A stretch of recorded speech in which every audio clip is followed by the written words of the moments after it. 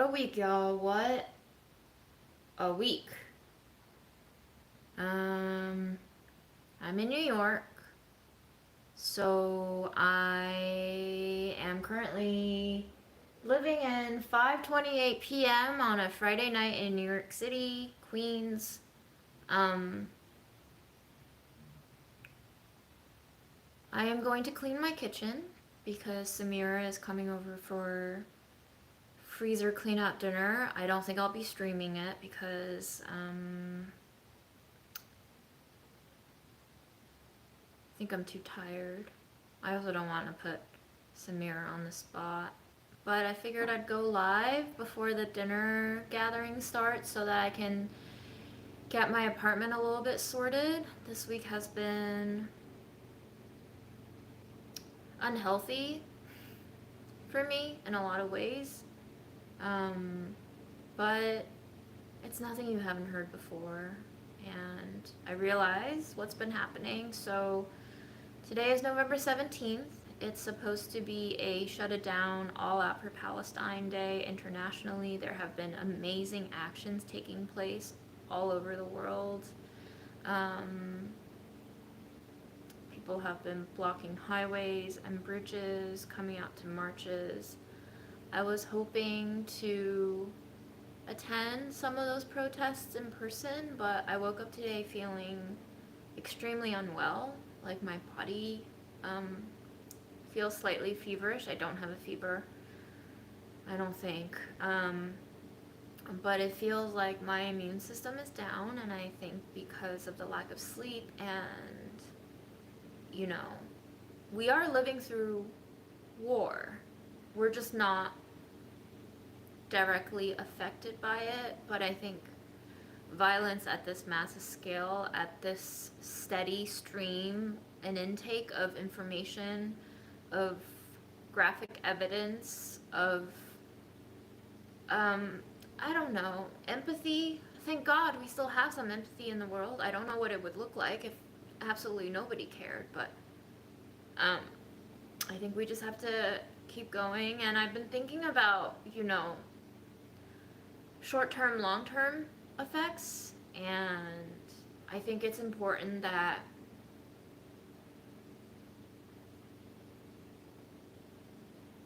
in acting for justice, for peace, for stopping a genocide, in realizing how deeply entrenched everything is, that this is getting us closer to a more holistic, long-term look into the big picture of everything that is so fucked up about our world. And yeah, Palestine is getting wiped. It's getting wiped. I think most of us were hoping that it wouldn't happen, and some of us were optimistic enough to know that, we could have stopped this in time before a second humongous Nakba happened, but it's happening. And even as people are following Israeli orders and evacuating, they are still being shot at, they are still being murdered, they are still being subject to a genocide, and it is very difficult to carry on, but we have to, because we're not, again, doing this for Palestinians. They are the ones facing these violence and horrors and injustices, but I think we are feeling it so deeply because fundamentally we are all still in the same system of oppression. We just have the privilege and the luck of being geographically not there. But seeing the strings being pulled behind the scenes and also being pulled right in front of our eyes. I was talking to Aaron about this. This isn't the first time this has happened. Obviously, the US has been implicitly aiding all sorts of shit like this historically all along, but this is the first time that we're seeing it because we have social media now. We have technology that allows us to witness it in almost real time. We also are seeing just how bad these people are at lying. We can see right through their falsehoods. And I think a lot of that has to do with, one, it's really hard to hide the fact that you're committing a genocide. And two, I think a lot of people orchestrating this are really old and they're not efficient at using social media. So even though they have a team maybe that helps them post social media and create content that is propaganda in its nature, that they are still overwhelmingly outdated. And so it is for most of us who are more attuned to picking up on nuances of digital feed and, visual evidence and social media narratives and stylistics, it is very easy for us to see through just how poorly these lies are constructed. But in any case, I'm gonna open the floor up for y'all to talk and chat amongst yourselves, and if you want to talk about anything, you can tag me in the comments. For now, I'm just gonna try to unload my dishwasher and clean up a little bit so that, Samira isn't stepping on random shit all over. But I'm happy to be here, even though I'm not physically mobilizing outside today like I had hoped to. I think it's what you do every day that really matters and takes hold and affects you in the long term. So I'm gonna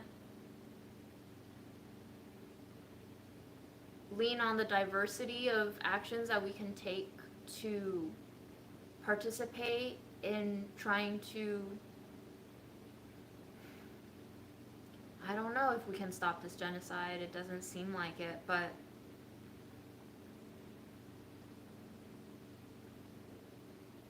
I think it is impossible to really give up now. Having seen what we've seen, having learned what we've learned, I think we're all coming out of this a different version of ourselves, and our brains are slowly digesting through the information. And I think with time, we're going to start connecting the dots, and hopefully more people will be on board to commit themselves to a solidarity that is probably very, very necessary for us to overturn any part of this machine. Until then, I'm just gonna keep on keeping on, and I think we all are in our own ways going to keep on keeping on. So I made some phone calls today, the daily calls and shit like that. And the last call, a live person picked up, and they were really nice. And so I was really nice. And so I think we feed on each other's courtesies, and it was a really welcome voice to pick up the phone. And I said what I had to say. It was the last call in my round of calls. And I was like, is there anything else I can say to get this message across to deaf ears? And the person on the line was like, hey, it's your call, I'm taking the message, so And I said, well, I really hope we have health insurance, because I currently don't, and that would be really nice. And, instead of dropping bombs to kill people, health insurance sounds really good. And then I said, thank you for taking down my message, and I said, take your vitamins, sleep well, and they laughed. And I think it took them a couple of seconds to register that that's what I had said to end the call with, and they were like, thank you, as I was going to hang up the call. I don't know, y'all, this is just really sad.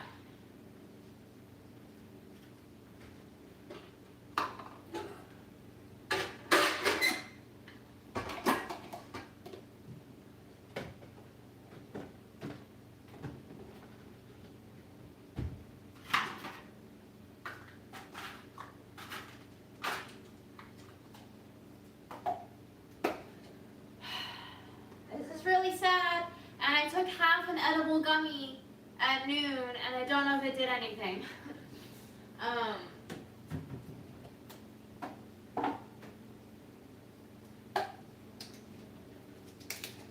Here's my remaining half of the gummy. Should I take it now?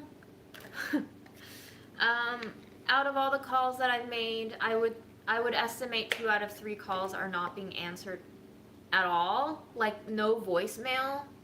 I would say that of the remaining third, 3/4 are voicemail.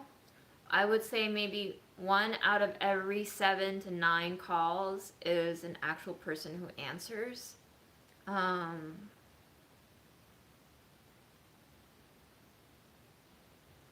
I do believe I made a call today where I heard the line being picked up and then just cut. So that's the government that we've always been dealing with, but now it's more apparent to us that this is the government who is supposedly serving us.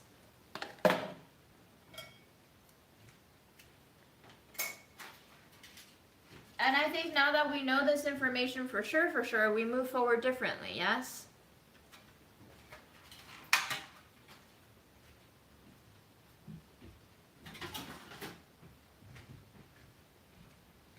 I just posted on Instagram, I reposted a post on Instagram today that was basically, the message was, I don't think it's a bad thing to yell at politicians because they're not doing their jobs. And in the middle of a genocide, if they're out and about and dining, I think we should take it upon us to interrupt them and to remind them that they're not doing their job in a country that likes to call itself a democratic one.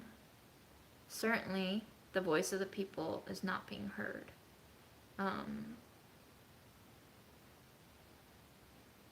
So, I hope more people see now the reality that a portion of people have always been living through. I hope that with this awareness, we can gain solidarity. And it's not always immediate, because it takes time for us to absorb this shock. But in due time.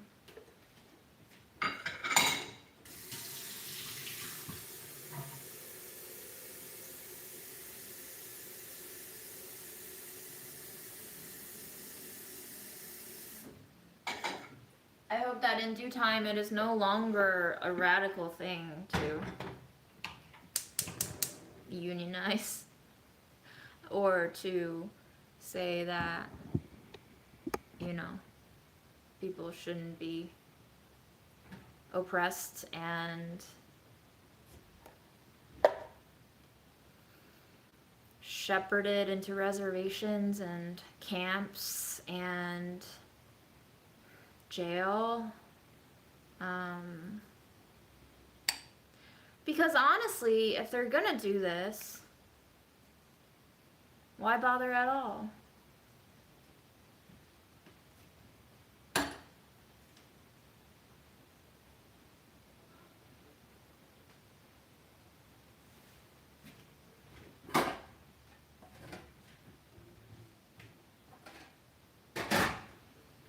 Thinking about what it would mean to have us gain critical mass for people willing to actually change their lifestyles drastically because they're so fed up and sick and tired of our current structures that they would feel like they have absolutely nothing to lose if they were to completely go all out. It's been a source of like hopelessness, but lately, I think at the rate we're going, it might be sooner than later. I just saw on Instagram that I live in New York City, so Queens, Brooklyn, is in Manhattan too. 3 of the borough public library systems basically sent out a joint statement saying that they will no longer be able to open 7 days a week because they have been severely defunded. So instead of, good night. So instead of, you know, funding books and public spaces where people of all ages and backgrounds can hang out.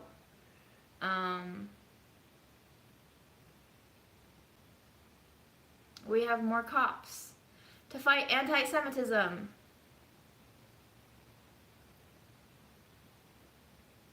But we're generating conflict in order to necessitate cops.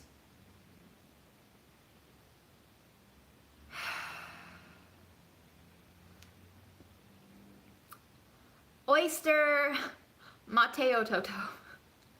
June, let's go on a trip together as sick and tired Asian girls with short hair trying to live through this hopelessness as everything goes to hell. What do you mean? I'm already here. I'm always on a trip. This is my retirement. This is another thing I've been thinking. We have to stop working so much. Honestly, what are we working for? To keep the machine well oiled? Fuck the machine. Let it rust.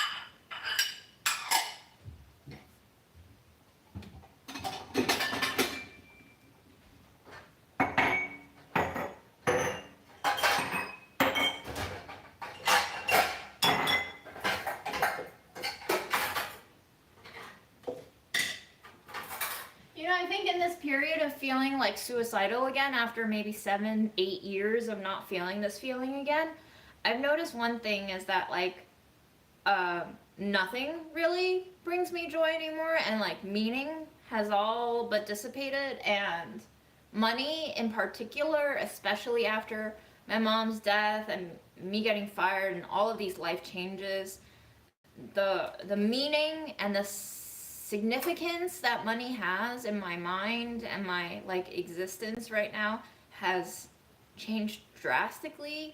And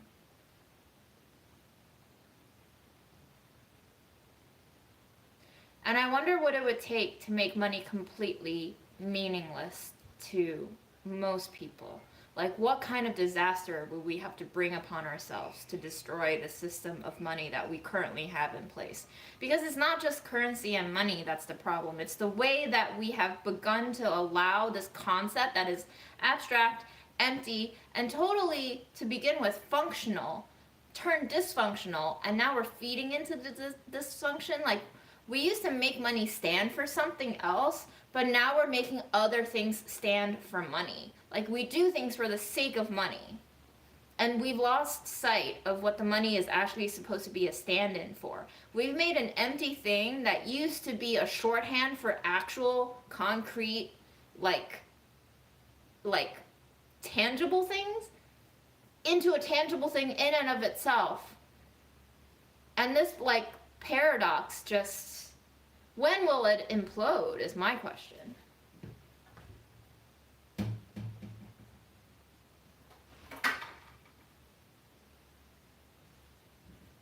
Hello, little sis. That's cute.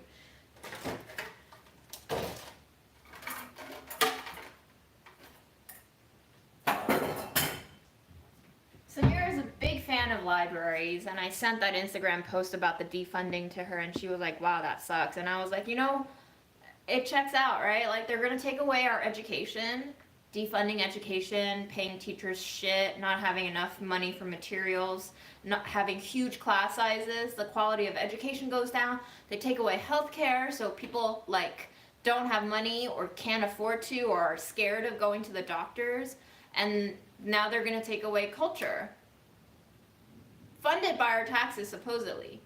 But as I'm also leaning more into learning about tax striking and especially war resistance, through tax striking, I'm learning that, like, it's not a one-to-one relationship of you pay taxes and the tax money gets saved in a piggy bank and then the government decides to use your tax money for all of these things, right? It's not, it doesn't make sense, of course, because money never makes sense and bureaucracies never make sense, and it's a bunch of bullshit that they've made into sense that actually still doesn't make sense, but they make believe that it makes sense, so we all accept that it makes sense, because who has time for that? Because we're all too busy working jobs that pay us too little and then getting sick and then still having to show up to those jobs and not having enough money to go see the doctor, and then getting sicker as we have to continue paying our bills that we don't have enough money to pay for, then we don't have any free time to do anything. We don't have free time to think. We don't have free time to cultivate other parts of our lives beyond work, and we just turn into empty hulls of manufacturing plants.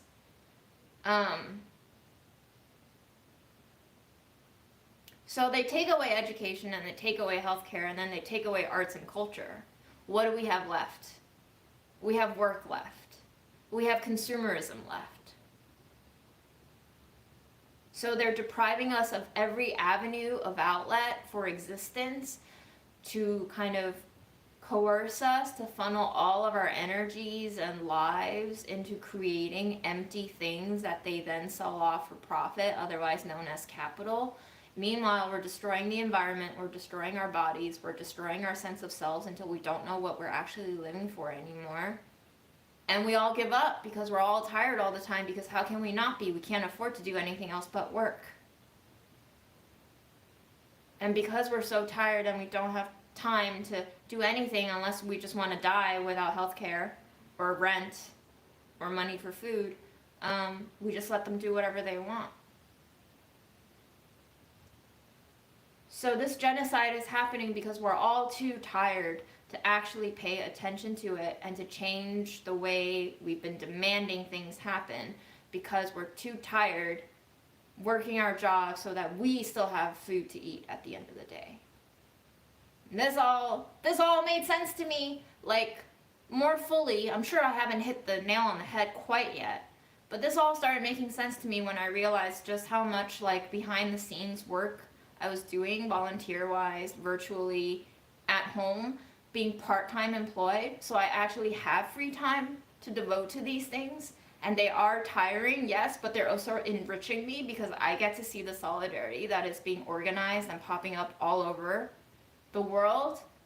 I get tuned into all the virtual events that people are hosting. I get tuned into all the, IRL physical events that people are organizing. I get tapped in by friends and by Instagram strangers and by Signal chat groups for participation in activism. And I don't want us to think that activism is a special tier of identity or activity or, title. Activism is just stuff you do for the collective good. And the collective good rains down on the individuals as well, which is why the individuals seek to gain from participating in solidarity, because there is strength in numbers. It is much harder to arrest 1,000 of us than it is to arrest one of us. And it's the same thing when we were unionizing too. Your comment was blocked. Were you linking something? Did you say Palestine? Did you say Hamas? Did you say terrorism? This whole live is getting demonetized. But also I don't give a shit, because Zach just reposted an Instagram yesterday about like how Israel has spent $7-point-something million just to add propaganda advertisement on YouTube. So all the things that were playing funded by the IDF on my channel, that's all money from Israel kicking into our social media. So okay, let's just demonetize me and defund this whole thing and see where we go. If we lose everything, then we have everything to gain? Is that what we're going for now?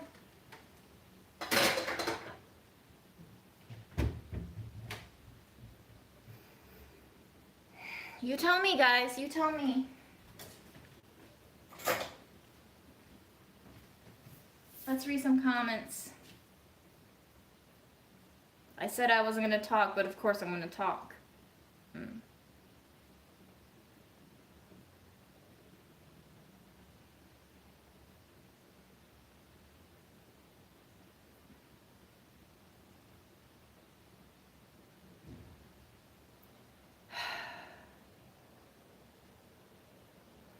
Yeah, exactly. Travels with Blind Cane says, yeah, I despise the concept of money, same. But as an autistic person and diabetic, I don't really have a choice but to work. Yes. I hate it, and I wish the system would implode. Mm-hmm. We all work because we need to sustain ourselves, because our world runs on the concept of money right now, and money is what we trade our labor and time for. All I'm asking us to think about is, first of all, paying attention to class, right? Obviously, I'm not financially struggling enough to have to work an 8 to 12 hour day.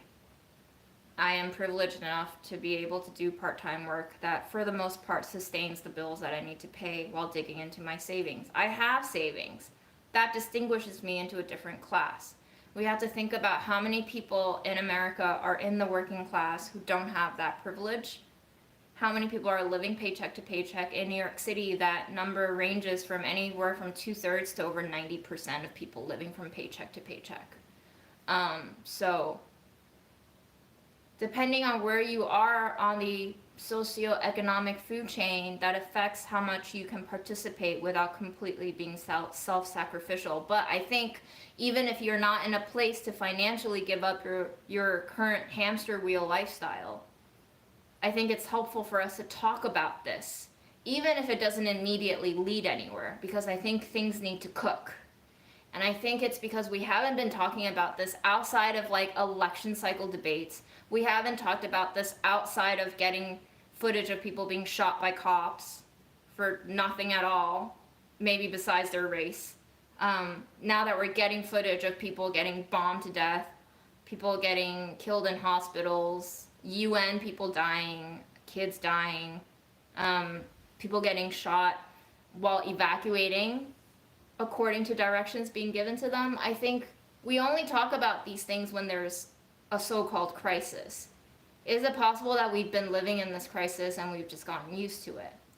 At what point do we think that this crisis is going to be big enough for us to actually talk about it every day, like we talk about the weather? Maybe most people think that it's a downer thing to talk about.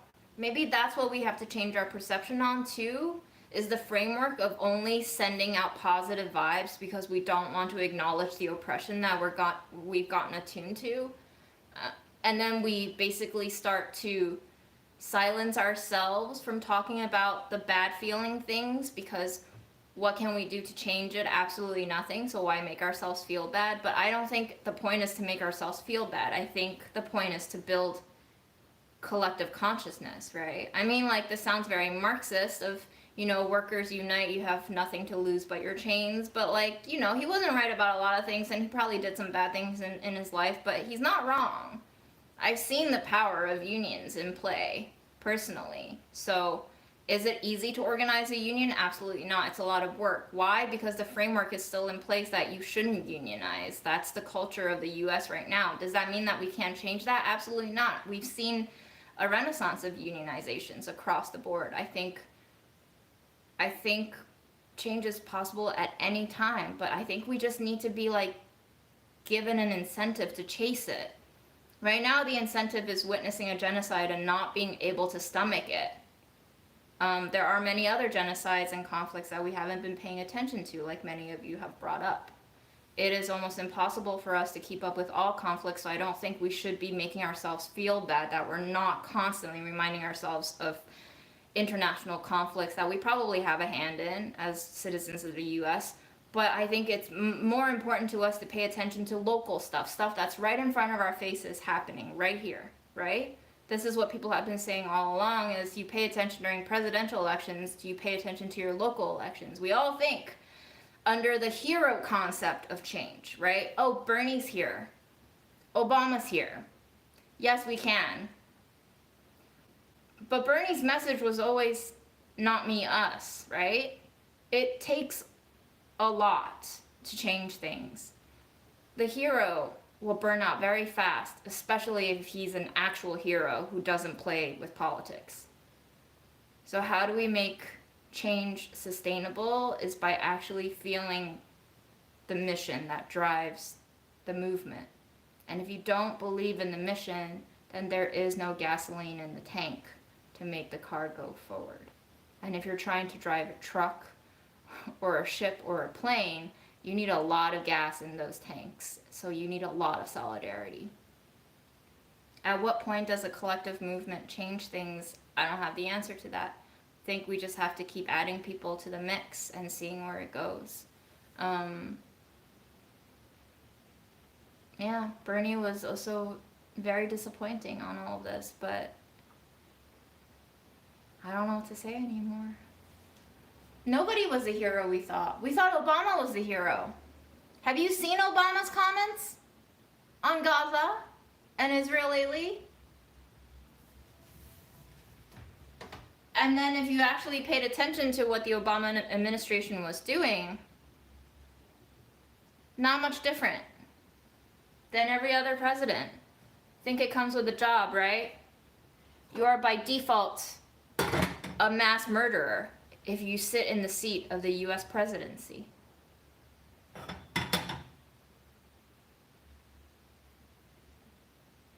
So when people tell me to run for office, I'm like, are you kidding me?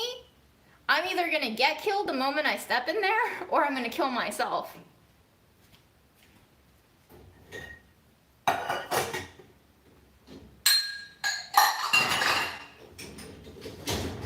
There can be change within politics, and as we can see, what they call the squad now of 9, representatives who are being targeted by AIPAC, basically the Israeli super PAC that funds a lot of our candidates who are Israel friendly, which is why we have a Congress that is like 96% silent or more on this issue. They do exist, just 9 of them though. Maybe a little more. So yes, run for office if you want. Be ready to be put through that meat grinder at 3 times speed, 50 times over. But also, if you don't want to run for office, there are plenty of movements you can be joining locally. And I also think we have to de-taboo the word movement. Like, this shouldn't be extraordinary. A movement is just a movement. Activism is just activism for a purpose. Activities done together collectively for a purpose. Radical, I have inherent trouble accepting that term, designating social justice movements, but you don't have to be sorry for not being able to pay attention or participate in the stream. This is a free-for-all. You come, you go, you say something, you don't say anything, you scream, you yell at people, you get banned, whatever, man. Do whatever you need. At this point, everything is okay, and everything is not okay. I always find it funny when people apologize for, like, not being present enough in these lives. It makes me chuckle a little bit. You're not hurting me, babe. Whatever makes you happy, I'm happy.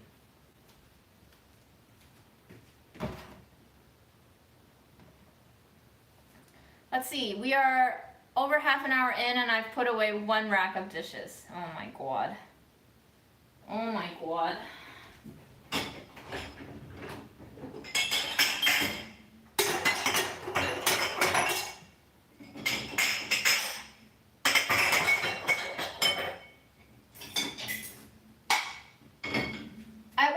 Live streaming activism work, but you can see how even discussing these matters take away time from your day when you have shit to do.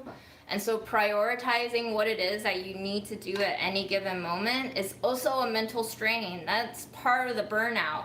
Choosing your priorities is part of the work, which is why most people don't spend time to prioritize themselves, because they just don't have a moment to spare on the big picture.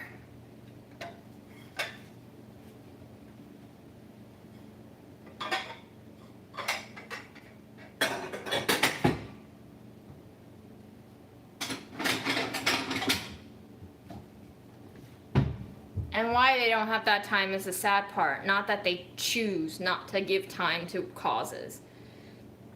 Which is why we need to be directing all of our shaming efforts not on like our friends and family. Leave them. They're like small beans, tiny, small, shriveled beans that we don't want to eat. We want to direct our shaming methods towards politicians who are taking the money from super PACs. Shame them, because this is their job that they are not doing, supposedly. I think we are all understanding that implicitly to be in government is to be there for self-gratification. But externally, if they're going to keep up the facade that this is a representative government, we need to remind them of that. So, if your family and friends aren't accepting of your views, that's okay right now. Because they probably love you more than people in government do, and you probably love them more than you love people in government, and you have personal ties that don't need to be severed right now. Maybe in a future time. Right now, if you want to yell at someone, yell at the people who are not speaking out about genocide, who actually are benefiting directly from this conflict.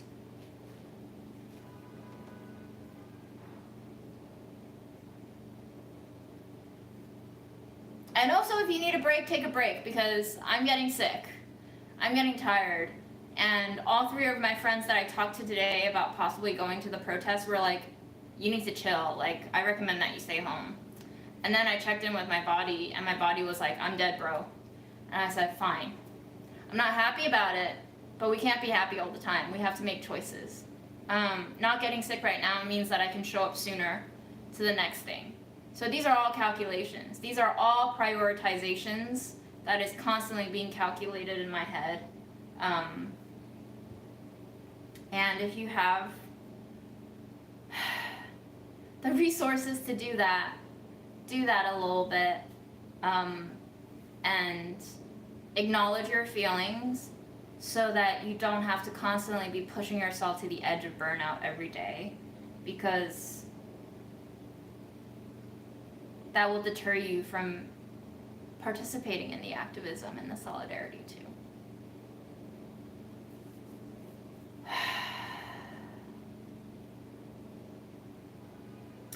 Marilyn, hello from Trinidad. Have a safe weekend, everyone. I was fired from a job because I asked others about joining a union as I was new on the job. They're lost.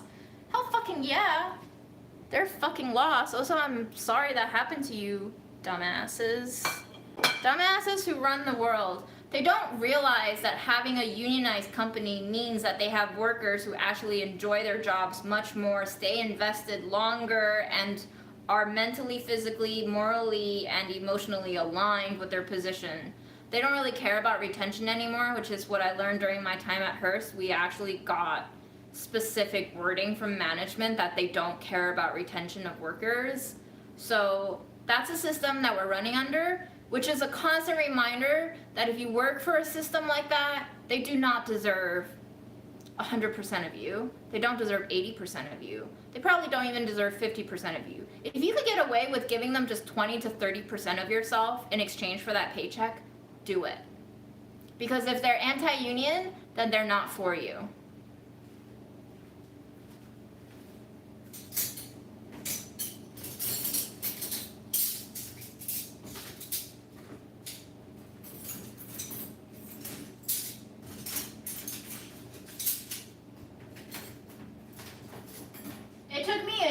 To realize that the meaninglessness of my life as a part-time worker giving me so much freedom that I didn't know what to do with. It took me a year to figure out that I wasn't like interpreting my reality from a new angle that my new lifestyle demanded of me. So it's okay if you don't see it right away, but I hope you see it in due time. It is easy to agree with me logically, but I don't think it is going to be completely understood until you are in that situation yourself, which makes total sense. So again, a good reminder for me to not be frustrated with people around me because they simply are living different lives inside different mental frameworks with different habits and routines. we don't all have to be on the exact same page to work for that same goal. Can we also shame celebrities, not small creators, but like, you know, if you find it entertaining, go for it. I find it cathartic to call up offices, not yell at their staffers, although I have been guilty of that in the early days when I was just like, fuck this shit. But yeah, faxes, emails, be as strongly worded as you want to be. I think if you can even check out their in real life schedules and basically, you know, photobomb them in person and yell at them, and that feels cathartic to you, do it.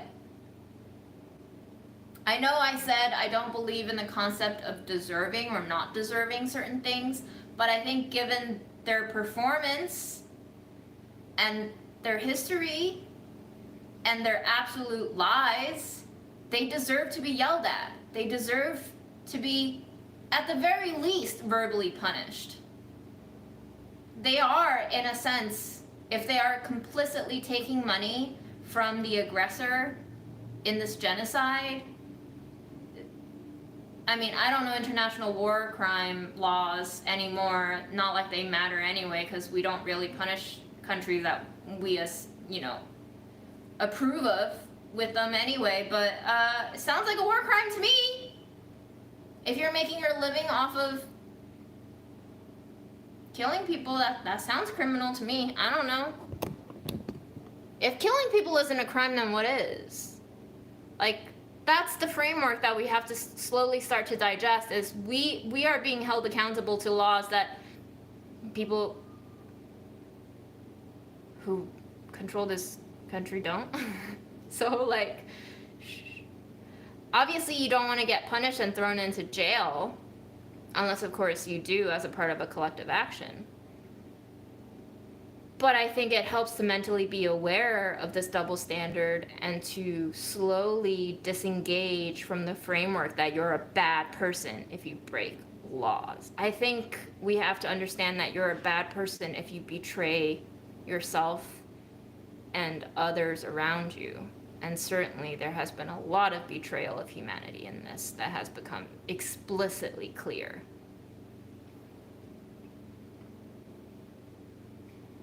Hi June, are you from NYC? I'm live streaming from NYC as to where I'm from. I don't know where I'm from. Stardust?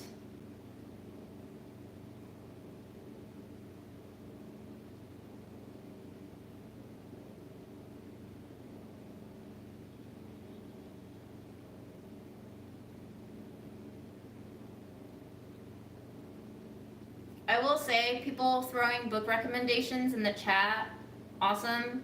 When I need to like decompress and shift lanes mentally to prevent myself from completely crashing full speed into a concrete wall, reading really does help. Reading certain topics can be more of a salve for my soul than others in times of like mental crises, but any reading really helps. So I know we've all said to do meditation and journal and sleep and diet and all of that, but like, yeah, reading has been great. I didn't realize it until very recently, that reading calms me down very effectively, almost immediately, perhaps faster than weed kicks in. So yeah. What do I clean next? I gotta put all these jars away now.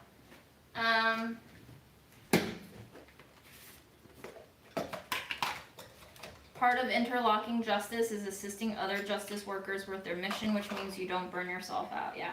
I'm really bad at not burning out. I learned this during unionization, and I'm learning this now. Like, I've only been volunteering for Hour of Action for maybe a little over a week. But I think that combined with other shit in my life has just kind of snowballed into a very bad formula of self-destruction. I'm I'm not blaming this on volunteer work, by the way. I'm blaming this on my own inability to like know when to rest. I'm still very much learning that bit. It is hard for me to learn. I don't know why. Maybe my mom never rested. She literally died of fatigue is my theory. So, like mother, like daughter, huh?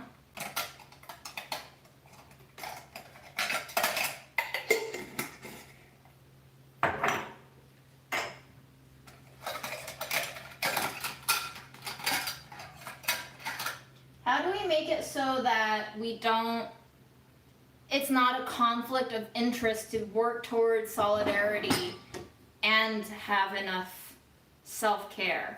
I'm not talking bubble bath self-care, I'm talking like taking a 10-minute shower every day, because I have skipped that twice in the last 2 weeks.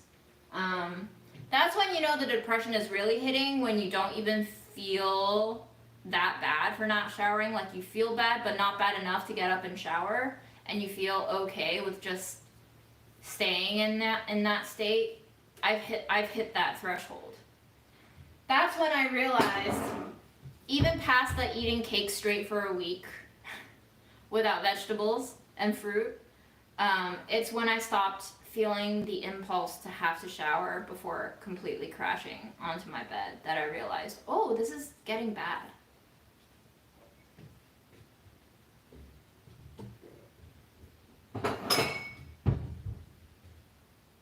Yeah, community care helps with self-care. Absolutely right, Siobhan. I just haven't figured out how to... It also takes a while to integrate into a community, you know, like it's not a complete, immediate effect of, I choose to be a part of this community, and then the community accepts me, and now we're a community. Like, no, community takes time to build. Relationships take time to understand and navigate. Dynamics need to be understood. Personalities need to be integrated, and you need to learn how to work with each other. Communication, different styles of community. Like, there's so much in building community. It is in itself work. One of the, like, if you want to call it co-founders of Hour of Action, they've been doing this full time now, which means they haven't been taking on paid work as much. And now they're running low on funds for December rent. And of course, you know, there's like a little contribute if you want to help out Hour of Action on the page. But this is what it means, unfortunately, under our current framework, to work towards community building sometimes means that the individual has to take a hit. If we all take a hit at the same time, the hit will be kind of diffused across the individuals. But because we're still so stuck in this original traditional format of individual gain and security and safety and leveling up, it is hard for most people to even understand why they would do that. Because we are becoming more and more short-term focused people. Even with our social media, our attention spans are short-termed, which means we just don't, we have been trained further and further away from community building and long-term investments, and more pulled into this kind of short-term play of interests. So it's like a direct existential conflict in terms of what our culture has nurtured us into and what it continues to hone us to become, and what is actually healthy for us. Which is why I choose not to give birth to kids. I don't really understand, like, I guess parents who still have kids these days, I don't know, are they rich or something? I just don't understand, like, I don't know, guys.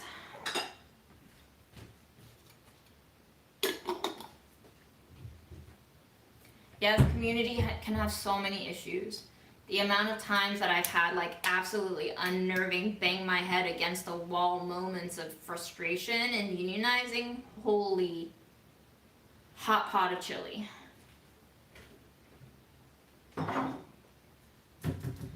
But it is worth it just to see what solidarity can look like and the power and impact it can have. Not to say that once you're unionized, company bullshit will stop, because hers is still pulling all the bullshits. But it is better than not having it. and it is training us towards community building. It is in itself a form of exercising our existence into a more healthy sphere of behaving and thinking and dreaming. Instead of dreaming about going viral and landing a book deal or having your own merch line, can we dream a little bit about like other things? I'm not trying to shame anyone, but I am trying to shame people, for sure. Because I don't understand it. But maybe that's bigoted of me. I don't know. I'm not a reliable narrator. All I know is that life is not for me. Nice. Yeah, take that free subscription. Let me know if you have any favorite recipes. There are some good people still working there. You know, it's the company that I have issues with. It's not ever the people.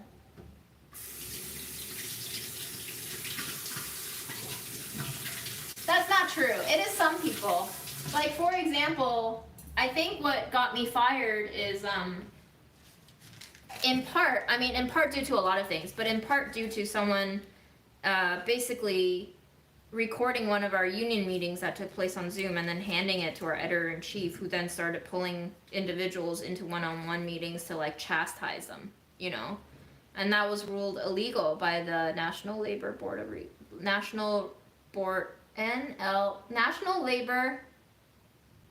Relations Board,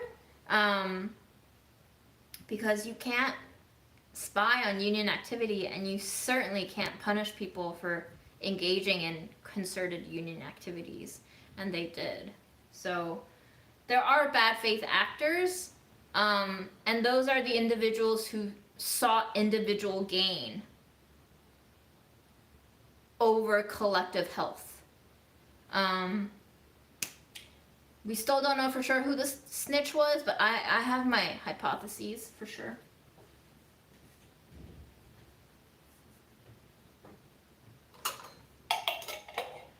I don't give a shit at this point. We've moved on. I've moved on. Getting fired was probably one of the best things to happen to me, because that place was toxic.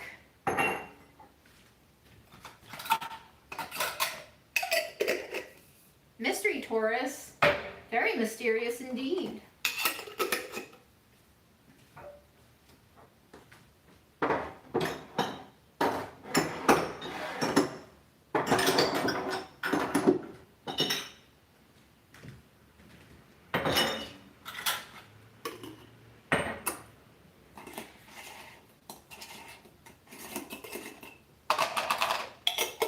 None of these jar lids fit.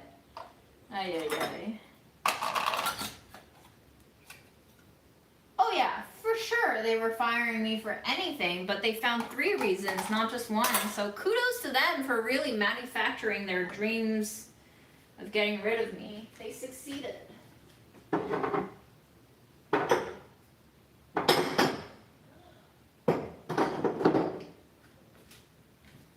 I think it's been really comforting and nice for me to hang out with former coworkers, because I don't know, it just shows me that I made some real relationships there. I mean, I was there for 4.5 years. And hopefully I made some sort of an impact towards solidarity, you know? I don't know how much, but I hope some.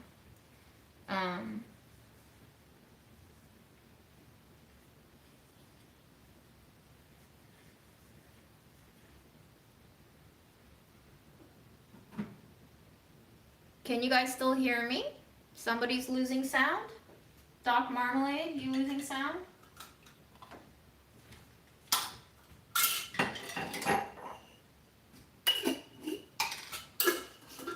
Dang, all these lidless jars.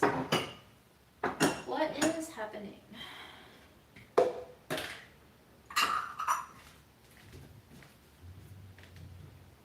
Cool, cool, cool. Glad you can hear me bitch and moan about life. Always happy to do that.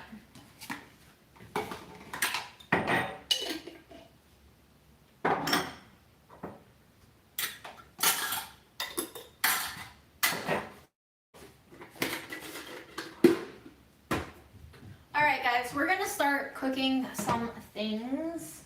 I bought some sweet potatoes on sale for 49 cents a pound. It's quite an amazing deal.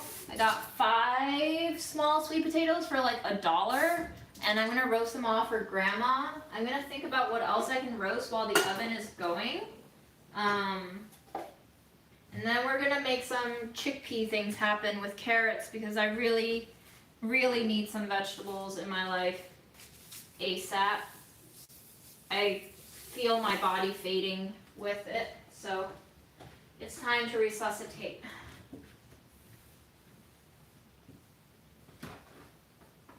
Okay, you have to be careful with candle jars because it's really hard to get the wax completely out.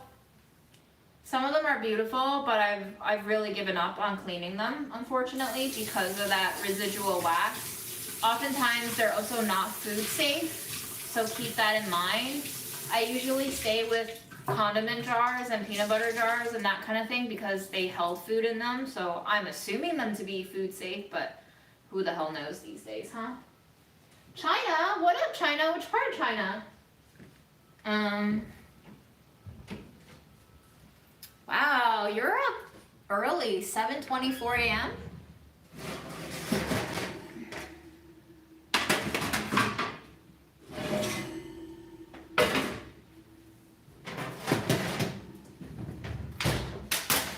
True, I bought 5 pounds of carrots and I only used 2 of them, so we can definitely roast some carrots alongside the sweet potatoes.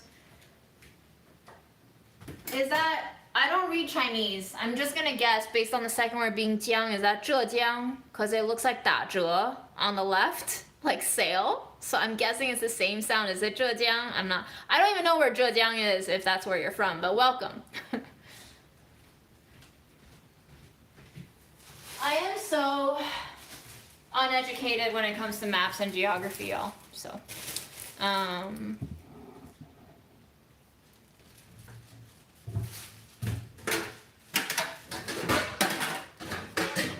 I've always joked that this is the most American part of me, is my inability to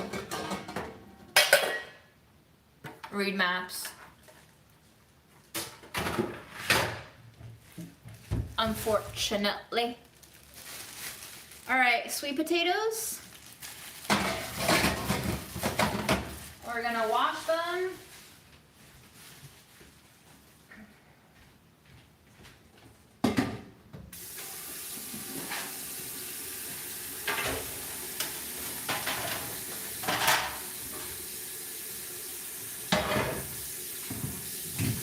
Bye, Doc.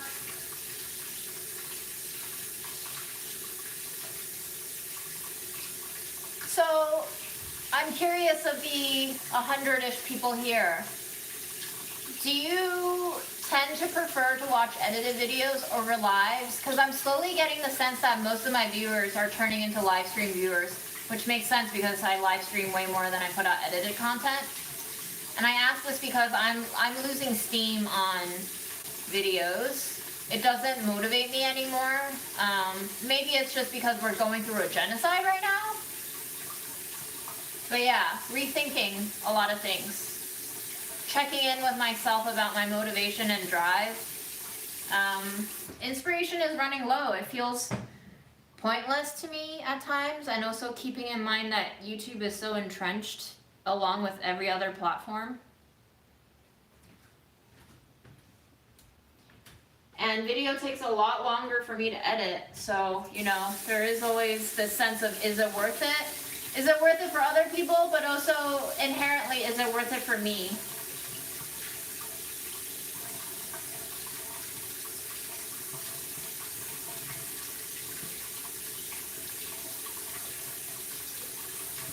I mean, lives are way easier for me and way faster for you. That is definitely the case, yes. True, we have been going through a lot of genocides, yes. This is the first one that we've seen so up close, and this is the first one where we can see a direct, blatant disregard of, like, not just human life, but, like, protest, you know? I think it's come as a shock to a lot of people. It's almost like this is our version of Santa Claus Isn't Real political edition.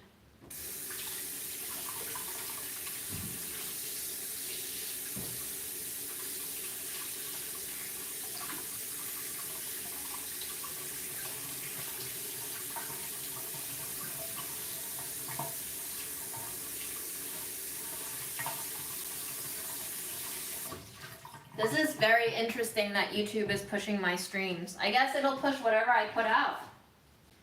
I guess part of it is still very much artificial intelligence driven.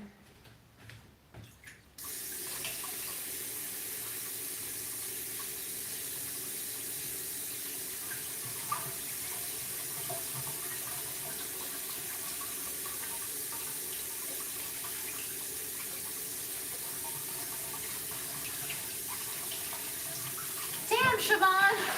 How long is your video? Holy shit! Although I'm completely in agreement with you, it takes me very long to edit. Okay, yes? Yes? Edited videos are usually about one topic, but also no when it comes to me. Nothing is ever about one topic with me. That's just not the way my brain works, and that's the worst negative feedback I ever got from my college professors is your papers don't have one thesis. You need a thesis. Your thesis isn't clear. And that's when I realized, oh, my brain's a mess and I don't belong here.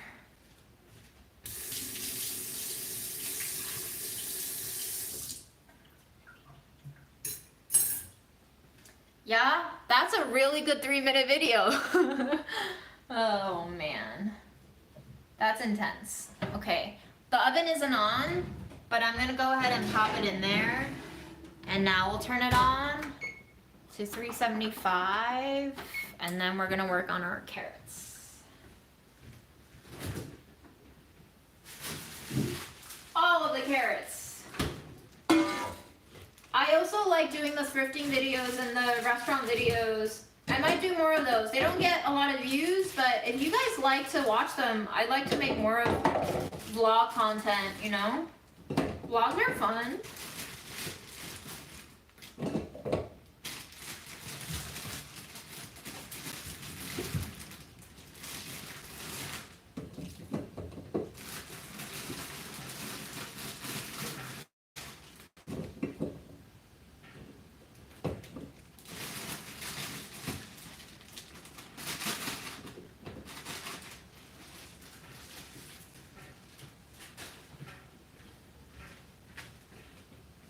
All of these carrots for, I think, $3.50. Not bad.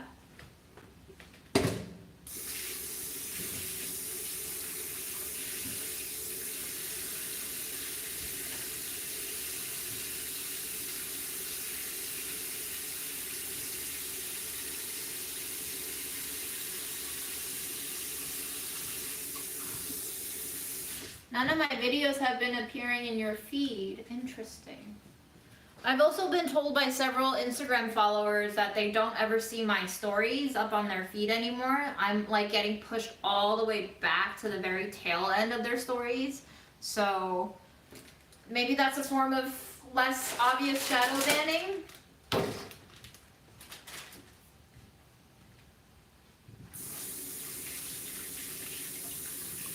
What are my thoughts on living in New York City? It's a love-hate relationship, Janae.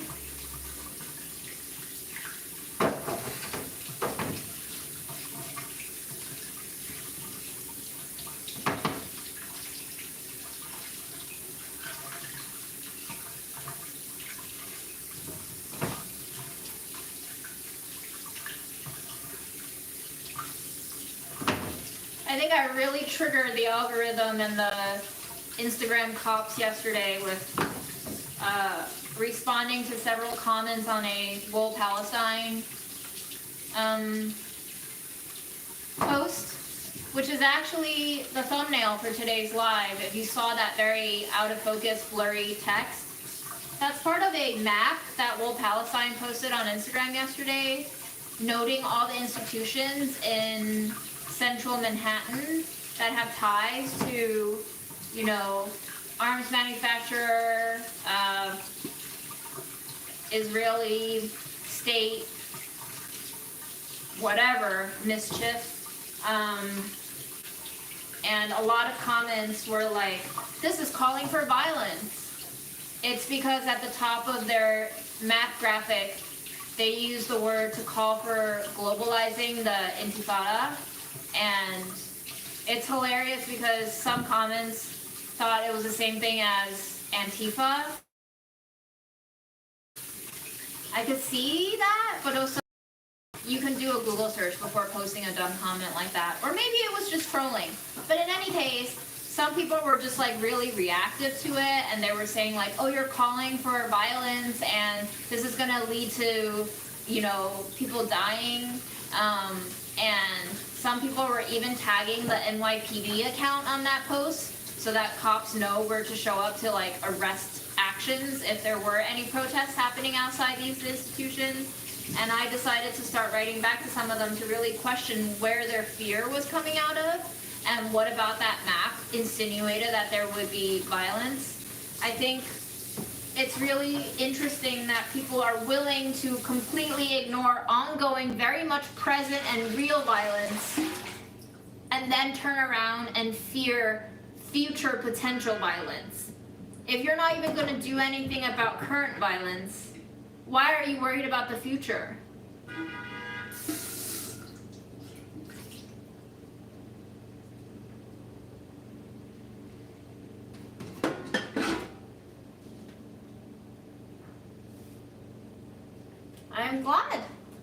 I'm glad that my ear energy is soothing for you. I mean, that is really nice for me to hear too, because I think for the most part in my real life, people have always kind of either verbally or passive aggressively ostracized me because I am a so-called Debbie Downer.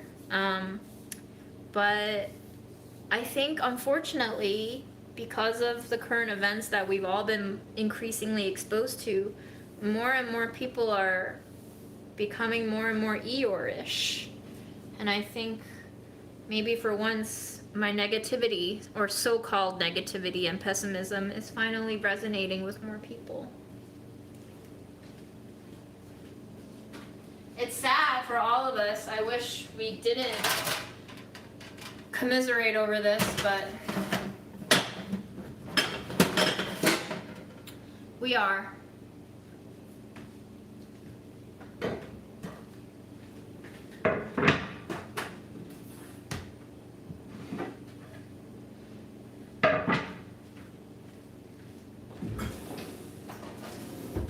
By the way, does anyone have the worst shits when they eat an unpeeled carrot? Because twice in a row now that I've been lazy enough to not peel a carrot and I've eaten it, I've gotten the runs.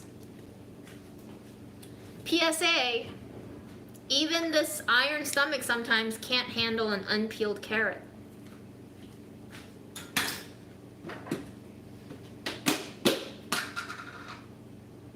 Well, yeah, I know to peel it now. Duh.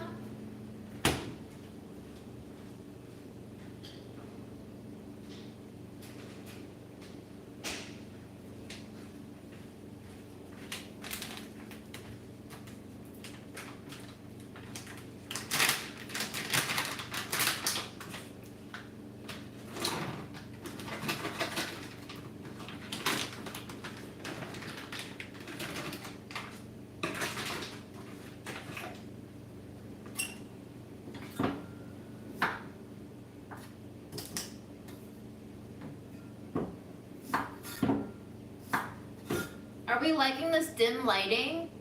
I feel like it's very moody.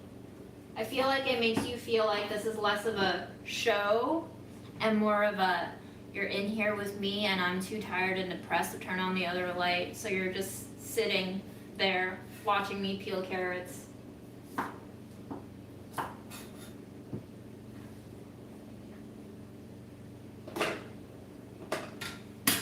Maybe your soil is a little bit easier on the stomach than the soil that these horse carrots came out of, you know?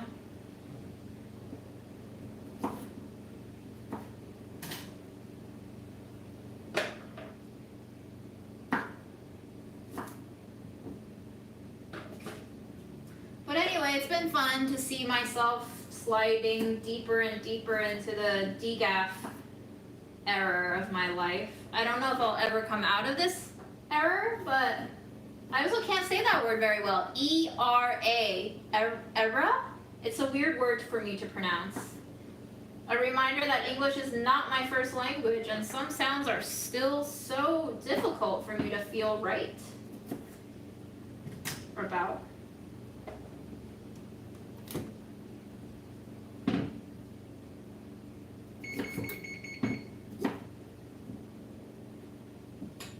Wow, 3 languages.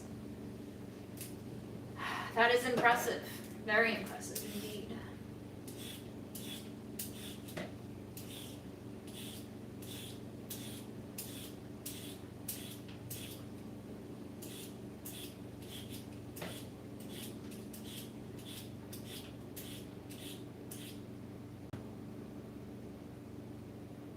Era. Oh, era.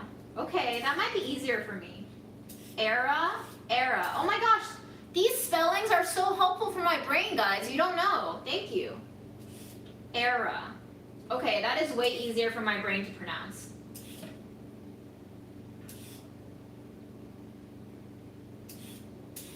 Oh, era as an Aussie. Interesting. What are your 3 languages?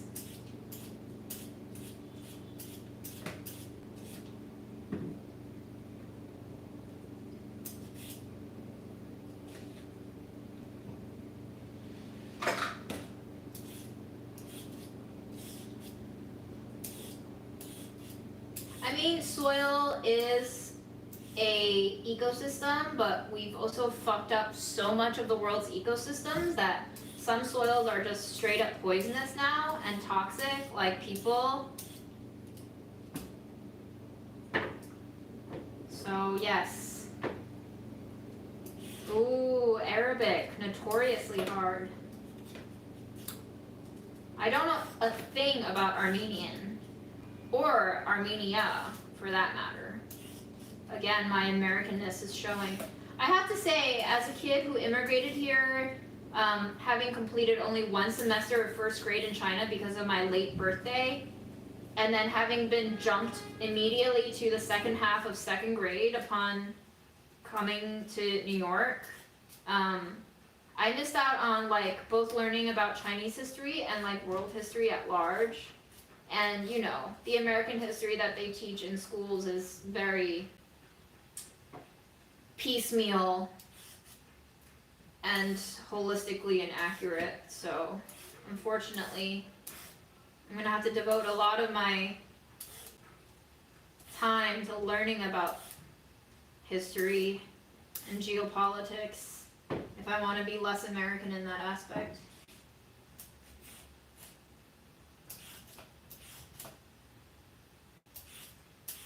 Yeah, I don't even know how to read the IPA keys. I don't know what those symbols are supposed to be pronounced like, so the IPA does not help me at all.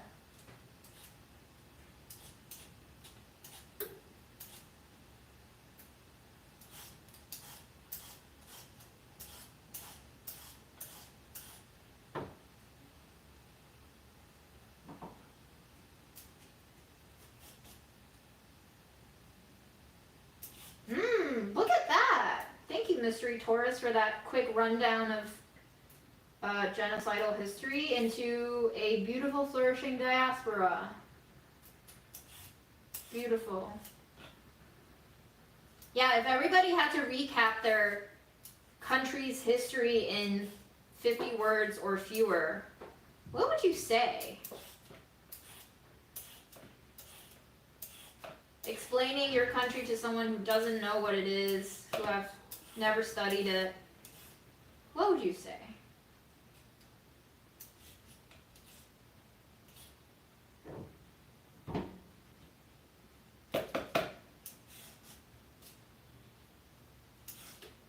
Isn't there a lot of shame, though, in not knowing the history and culture of your motherland? I've dealt with that shame for so long as a Chinese immigrant.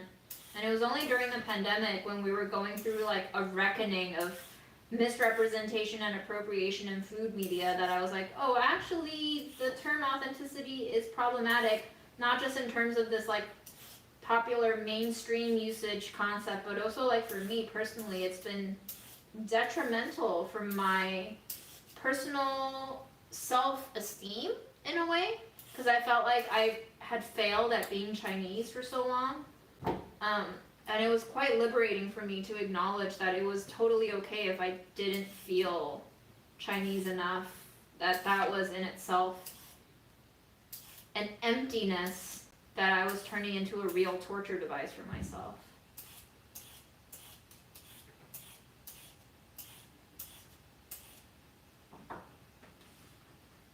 Yeah, true. If you don't even know what your motherland is,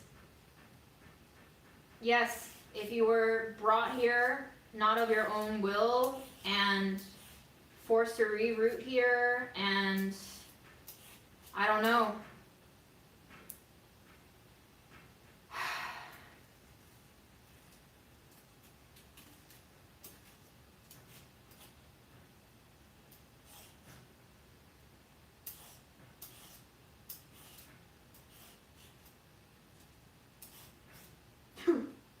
Yes, I'm just gonna read Mystery Taurus's comment because they both made me laugh and also touched on very key points I think that were very crucial for me to realize and acknowledge and accept within myself.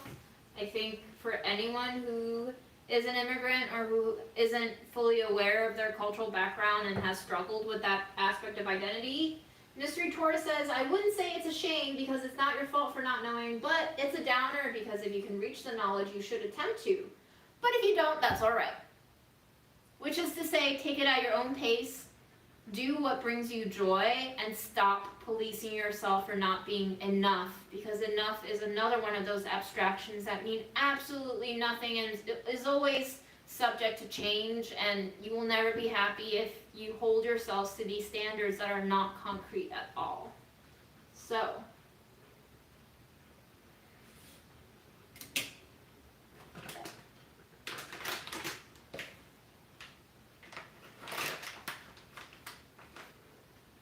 yeah, and everyone has a very different experience with their family history and cultural heritage, or, you know, potential lack thereof due to blanks in transference of said cultures. All sorts of violences committed that disrupts the lineage and the history and the sense of self that is interrupted at the source.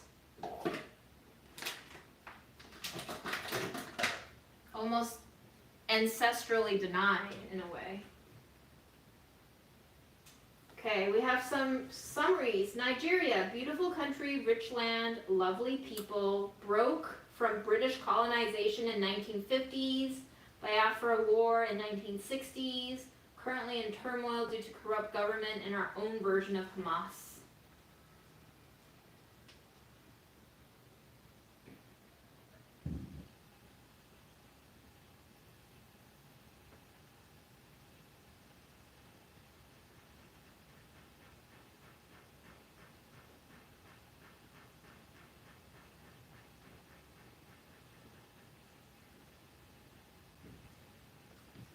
So much wisdom today. Thank you all for sharing.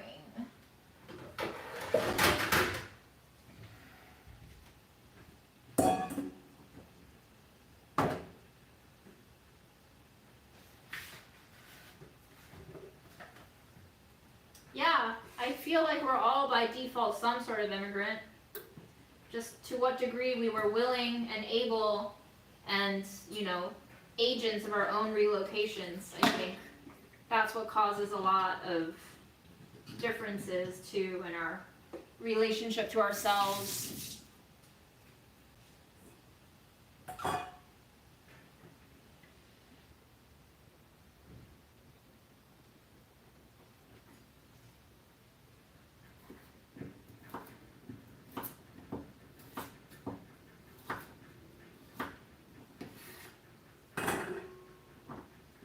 Yeah, it's true. We all have to kind of understand understand what our strengths are, we can't be everything. So if you know what your strengths are, lean into that, especially if they make you happy. I don't know, sometimes the things we're good at don't make us happy or don't always make us happy, and I think we have to allow ourselves to break out of that identity of sorts and be open to change.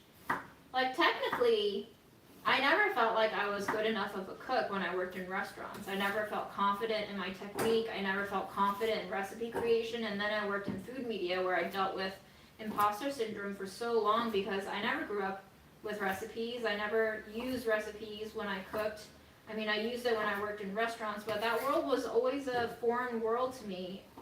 I always felt like I didn't quite belong in restaurants and that I was there, but also didn't belong there in that environment and that setting and that world. So it's fascinating that people now recognize me as a food voice because I never thought I was a good cook. I still don't actually think I'm a good cook. I make some very questionable things that don't always taste good, but I think I am an entertainer in some respect. I think that's why Budget Eats gained so much viewership, is not only because I was cooking, but because I was presenting a persona, a package that extended beyond the food.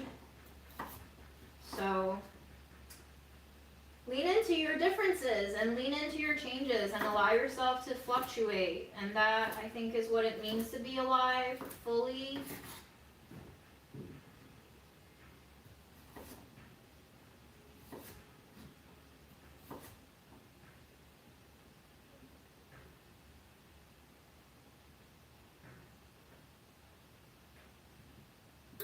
So much fun stuff being shared in chat today.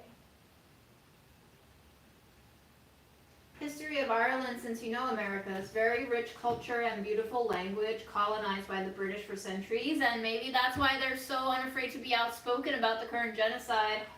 Holler to Ireland and Scotland became an independent republic in the early 1900s.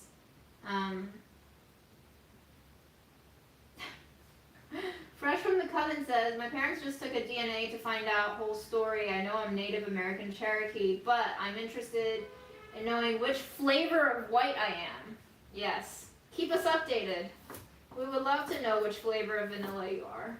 Which, by the way, is not even...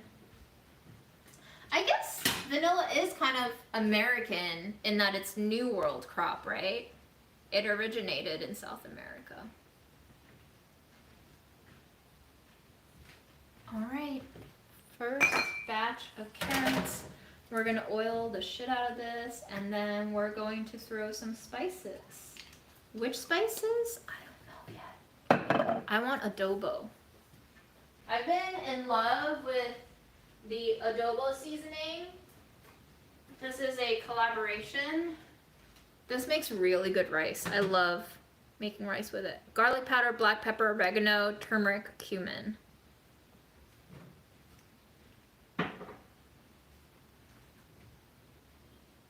First country in Europe to legalize gay marriage by popular vote. You go, Ireland.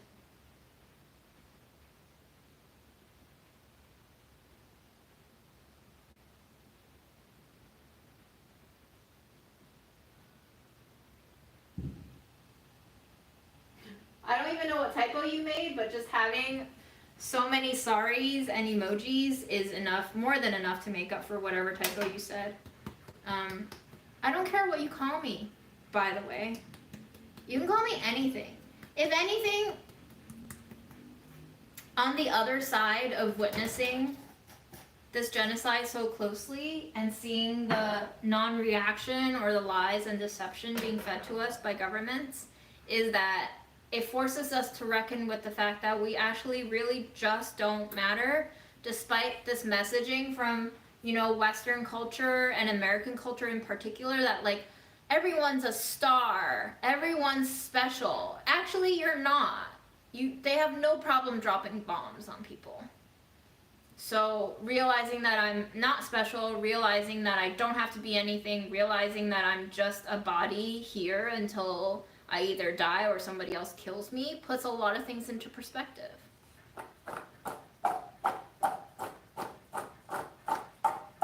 And I don't necessarily think that should make me scared I've been leaning really into this fact that, like, all of these things should liberate me. If these are the facts of life, then I cannot change them. And I should have technically no problem with this fact of life because I will die sooner or later. But I think it will change the way that I live my life, knowing that my value is not what they told me it is. It changes the way that I treat everything around me, including myself.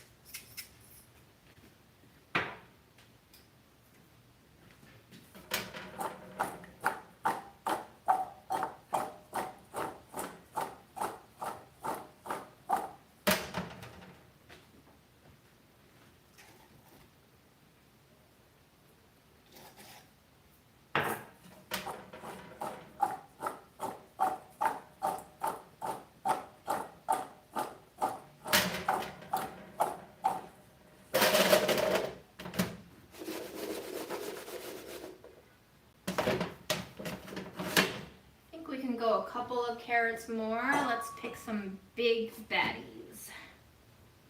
Yeah, that looks fun.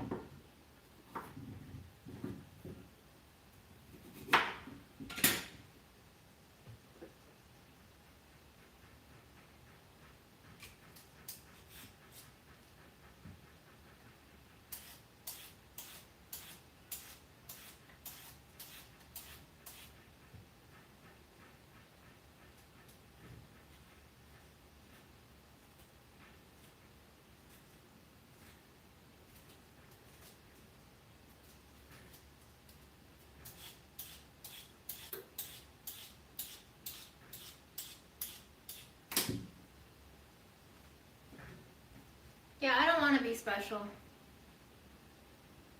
I'm good with not being special at all. I don't really want to be used.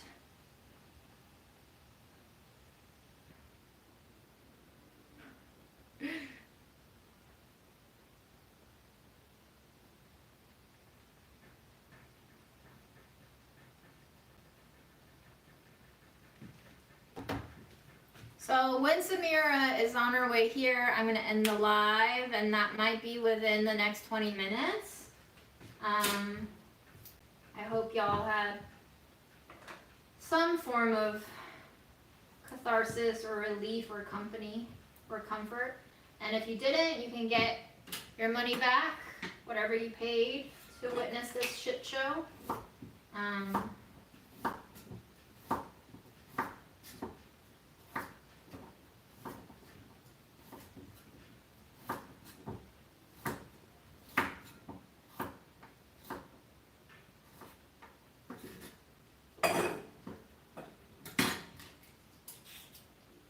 Why do you need to stay awake?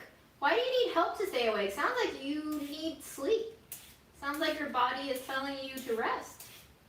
I don't know if I'm doing you any favors by keeping you awake.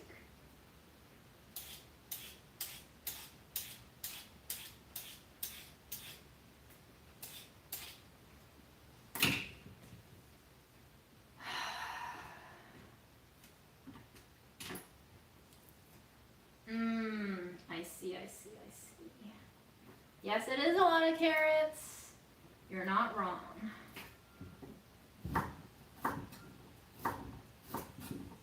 I like how Mom's knife really sings sometimes when I least expect it to. Like,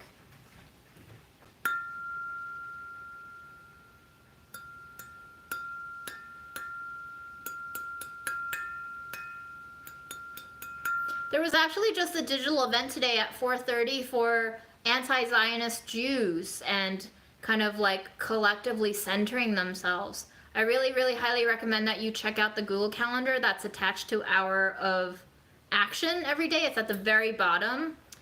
It does change every day, even though the top module stays more or less visually the same, but there is a calendar.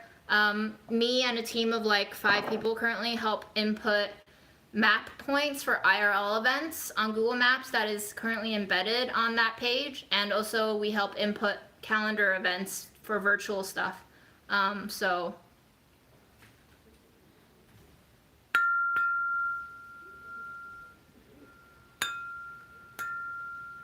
you guys could tell what note that was? Amazing. Amazing.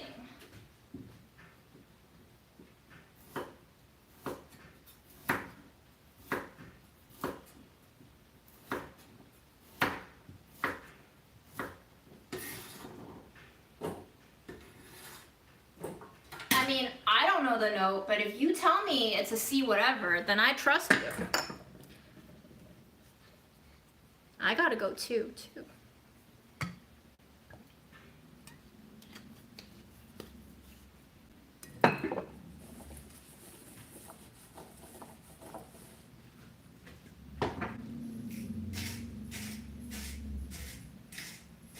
Hello, Connecticut. Yeah, please, by all means, go to your other stream. I mean, we're pretty much almost done here anyway. And you'll get to see more of my bullshit pretty soon, so. Do it to it. I don't know, can anybody, like, confirm what that note was? Or not. We can just make believe that you have perfect pitch. Because you might have perfect pitch, so. Okay, Coco Van Blanc. Got a fancy girl up in here. Not just chicken, it's gotta be French chicken, bathed in wine.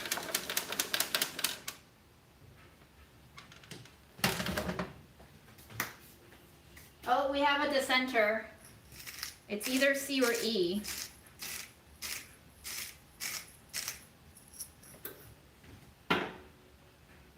But how do we know that we trust the other dissent? How do we... Guys.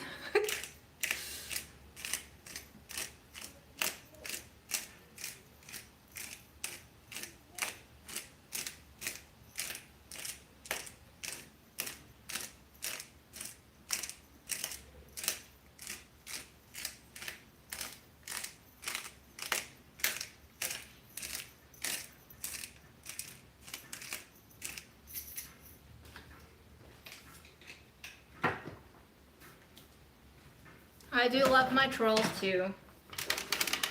It's a constant reminder to not take ourselves too seriously, y'all. It's healthy for us.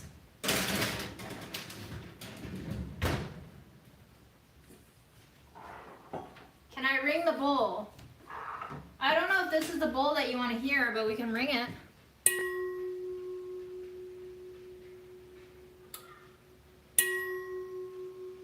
That's a strange sound. Let's try it with a wooden utensil. Let's try it with Mom's little spatula. That was a little too harsh of a knock.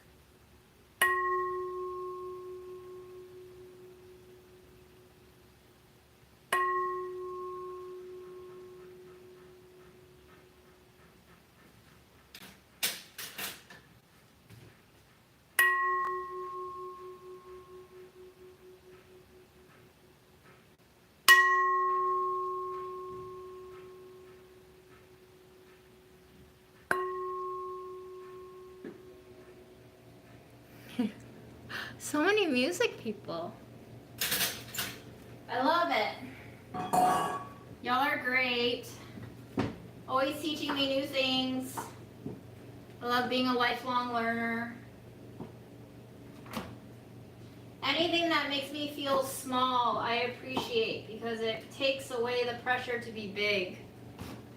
Puts me in my rightful place of inconsequence, which is an appreciation for the anti-capitalist nature of being. We don't always have to be valuable. We don't always have to be big. We don't always have to be individual. We just always are. Meaning is self-constructed and artificially induced. And if it makes you happy, more power to you. But do no harm because it will come back sooner or later. Not in terms of karma. just in terms of who we become. Be mindful of who you surround yourself with. They have a huge impact on your thinking and behaving and believing. They are the air that you breathe. They are the food that you eat. They are the sounds that you hear.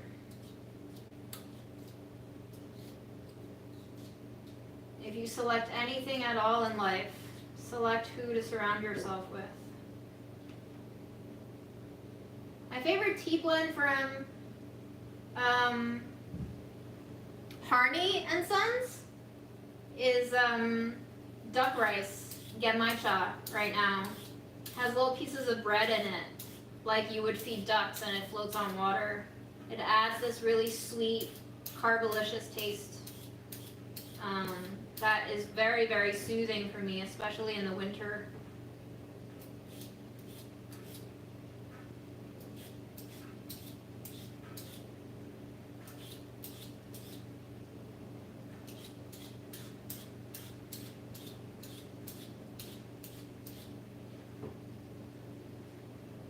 I do drink coffee sometimes. It depends on the day and the mood and the task and the energy levels.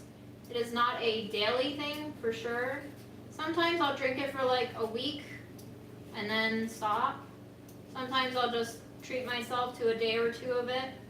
Or sometimes I'll make a dessert with it. But I do like coffee, yes.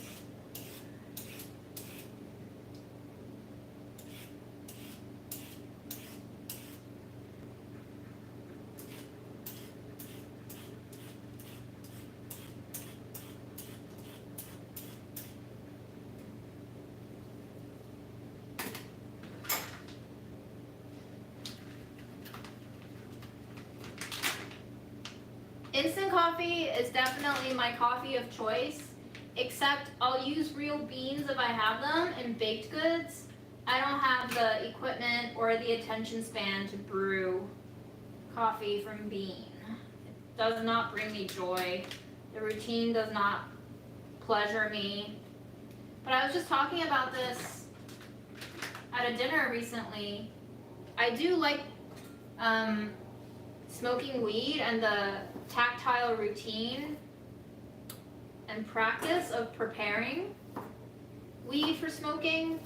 I don't like edibles, partially because of the effect isn't as pleasant, but also partially because it doesn't feel like I have the practice component of ingesting the drug.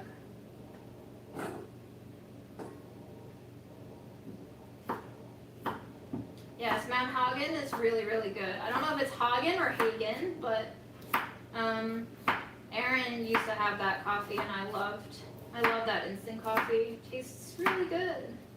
Very low acid, very nutty, very like rich in that chocolatey vibe of coffee. Oops. The way I cook inspires you? Like the way the carrot just rolled off the cutting board and into the dirty sink and now have to wash it again? Wonderful. Thank you.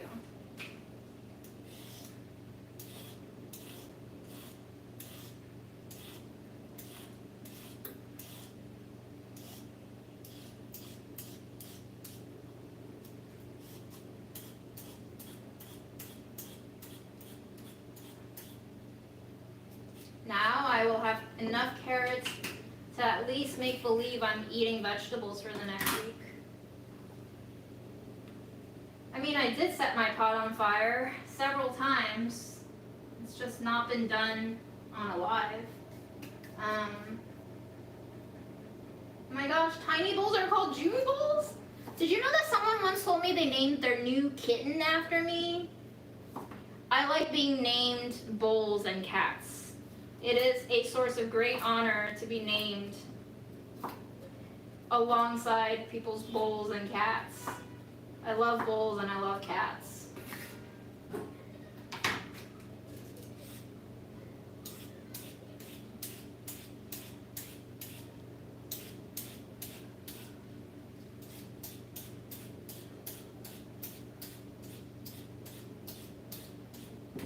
I feel good already just preparing carrots, knowing that I'm taking the time to like supplement my body with what it needs.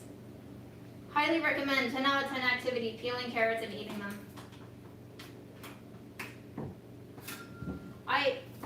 June is a perfect name. I've grown into it, but when my dad first gave it to me, I was like, this is dumb. Like, every kid wants to be a Jennifer or a Christina or a Christine, or like Amelia's cool too. I wanted to be weird though. I really wanted to rename myself to Hazel, because it was the one name that I knew at that time that was a color and also had the letter Z in it and was like less common. Hazel. That's what I wanted to be. I don't identify with Hazel anymore.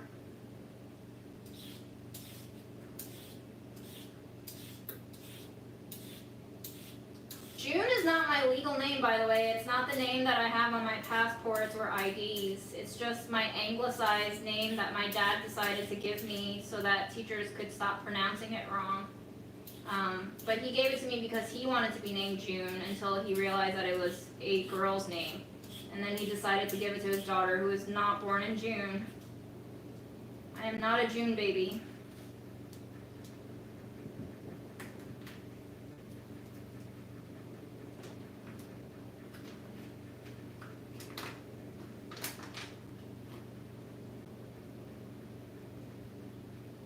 The smell of weed? I don't dislike it anymore. I used to think it smelled so weird. But I just try to breathe as much of the smoke out of my window.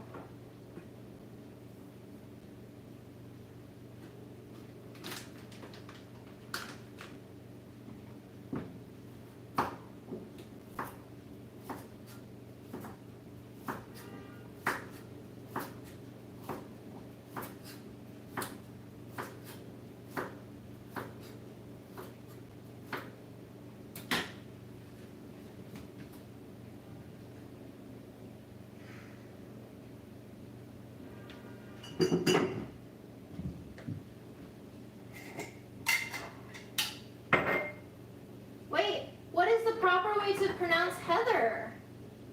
I want to know.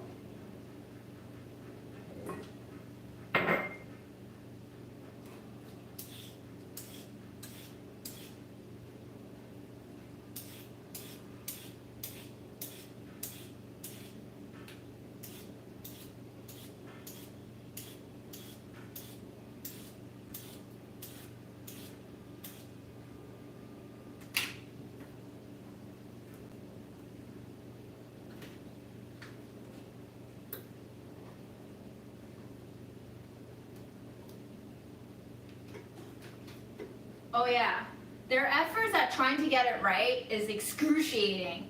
And like right now, you're doing it for you, not for me. Can we just move on? You can pronounce my way however you want to say it, just stop pronouncing it.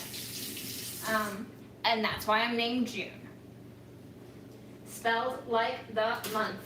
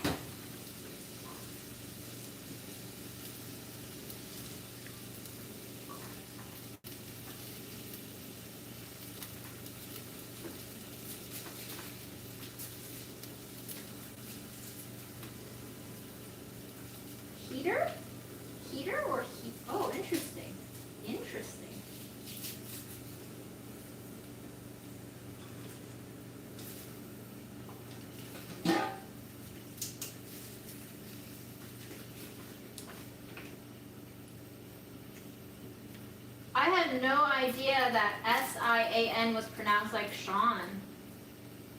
Today I learned.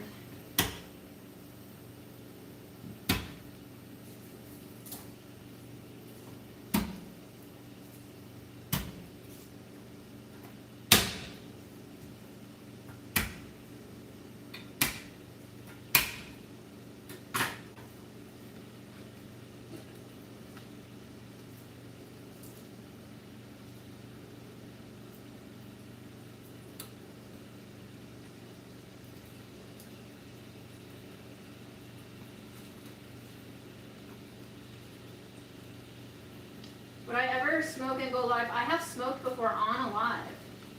It was before my mom died. So it's been over 2 years since I've done that. I would.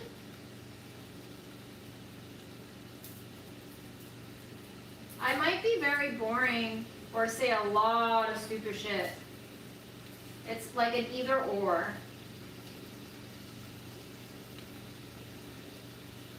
Oh, you'll find uses for tune. It's like a creamy garlic sauce, right? It sounds amazing.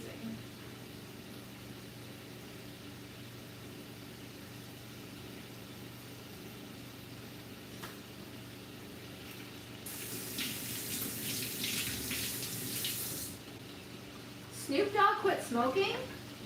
But why?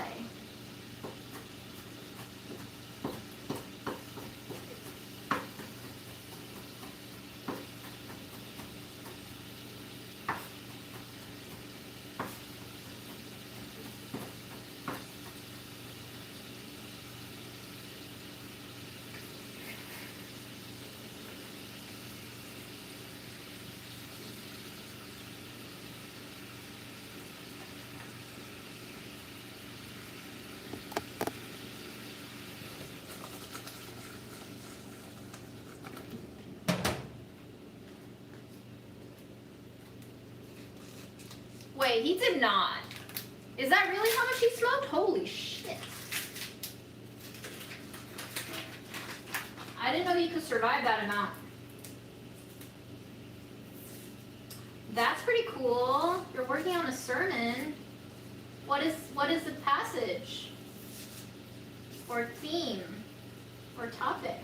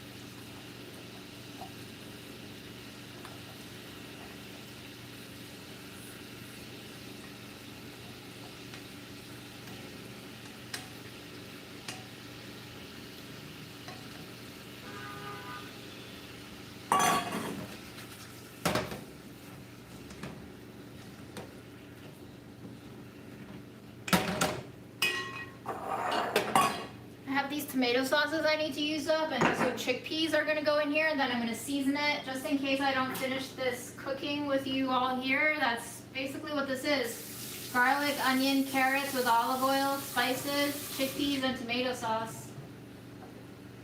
That's my cooking.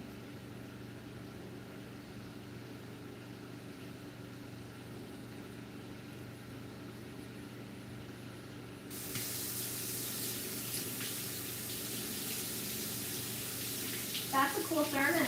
Very interesting.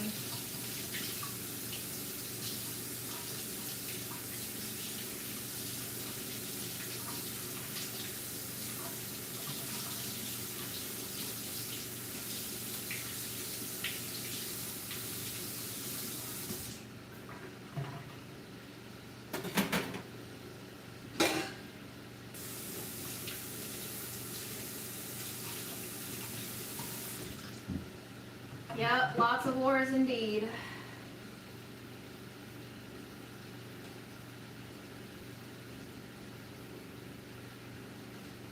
What's Hamas up to? Have we gotten any updates? Any news?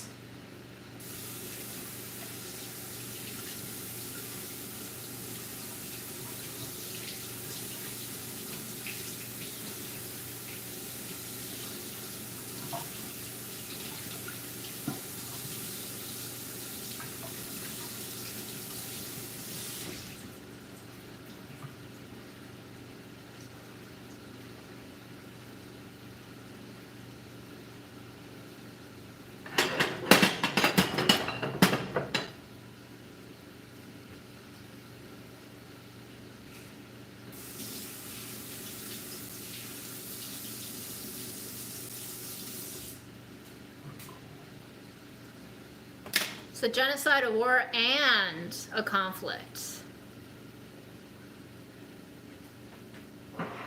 It's a 3-in-1, y'all. It's lasted a long time.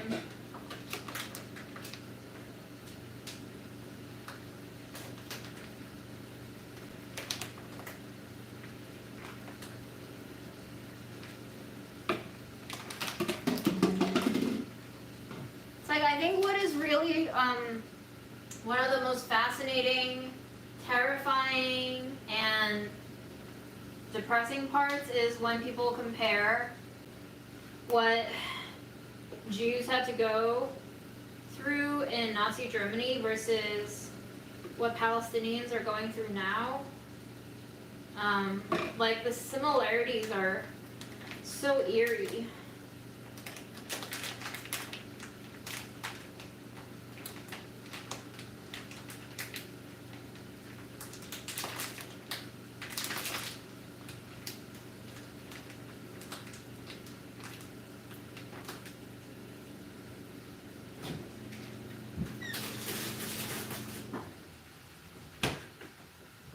Update on Grandma and the dumplings, by the way. She noticed that we have moved out of celery curse, and she was pleasantly surprised by the lack of celery. So at least there's that.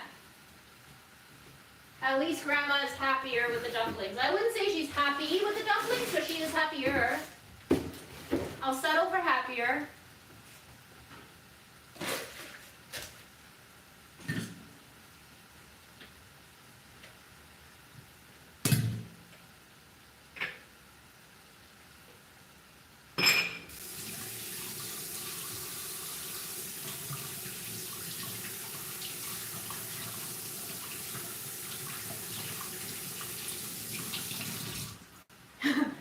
Brethren, stop your nonsense. I'm gonna start using that phrase for sure. It's a much more courtesied way. What is the word? I'm just gonna say courtesied way to say quit it.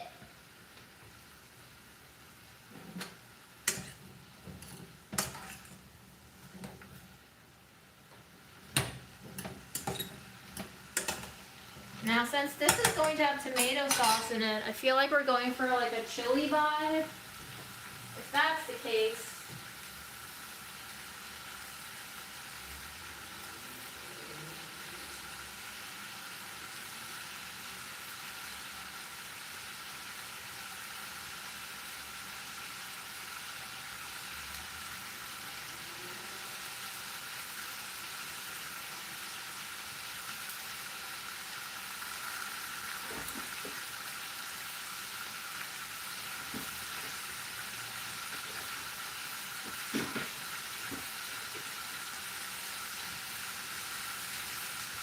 I want to try this Kashmiri masala. It's got Kashmiri chili, coriander, ginger, fennel. Oh, I'm lightheaded.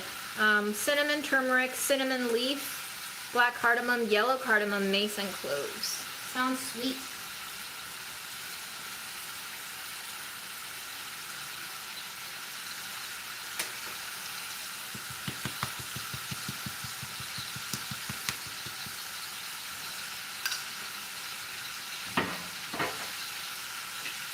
Oh yeah, Yeah, courteous. I still like courtesied. Courtesied connotes a certain kind of past tense. It's already been done. Oh. Samira is headed over.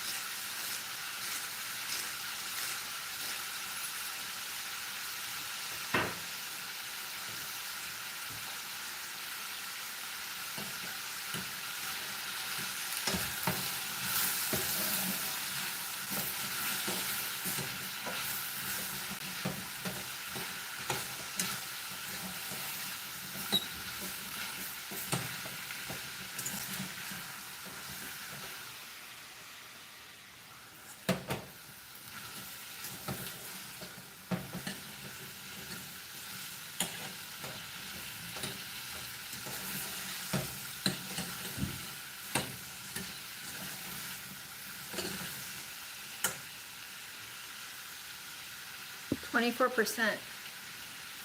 So good. So good. A little bit of Saison in here too. Why not? Multicultural pot of mush.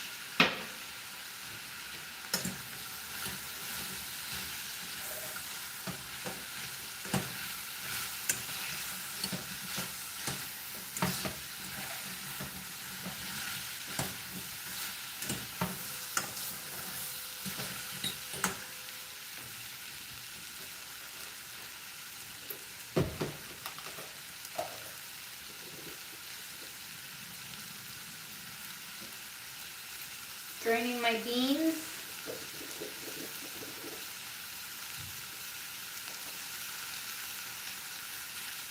I mean, I don't think they're blind to the fact that they're committing genocide. It's just the vocabulary that they use. They've said so many statements, point blank, that they're exterminating, basically. That's been very clear in some of their press conferences, what their intentions are. Even if they don't use the word, I think we know what they're gunning for.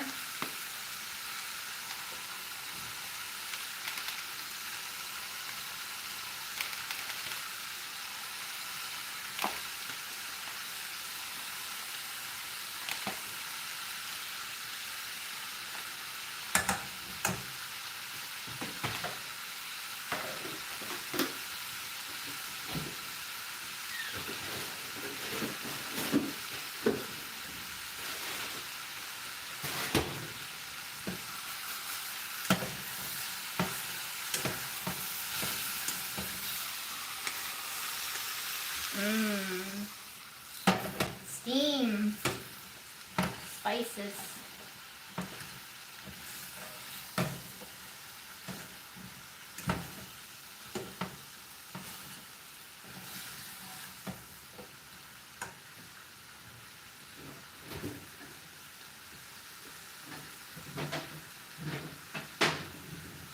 Let's go in with the most horrible chili oil of our lives, for nothing other than to add a little bit of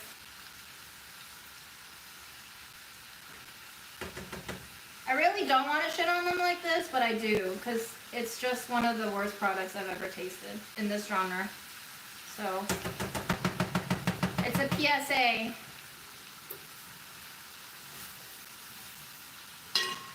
In a market saturated with offerings, let's not make more shitty things.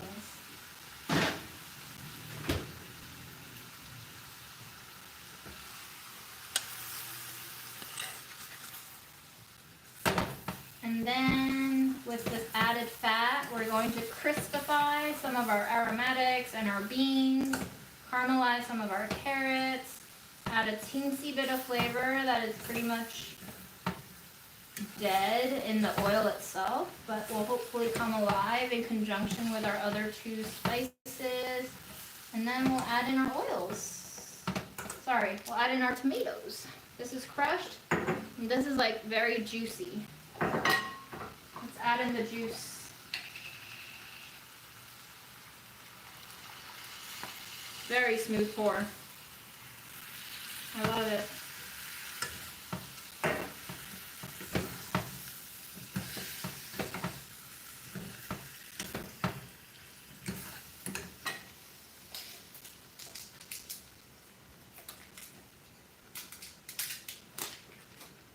Daily Harvest. I've seen them hiring. I just don't know if I want to go back to that recipe development life of mine, you know?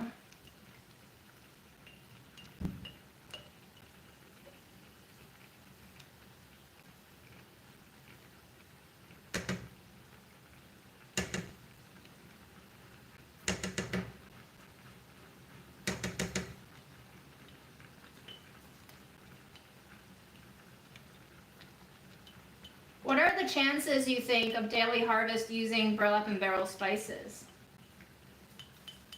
Do you think they care about sourcing like that? Or quality? Is anyone a Daily Harvest customer? Do you like it?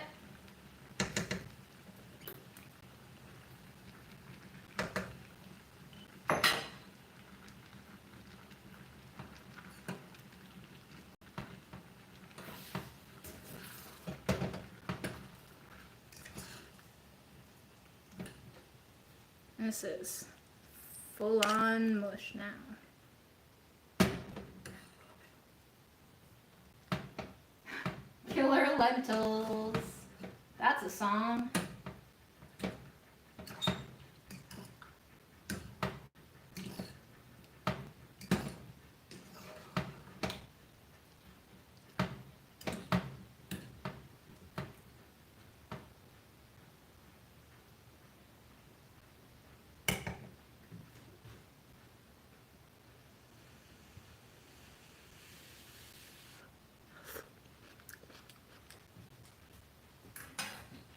Definitely needs more cooking time and salt, but it has great potential.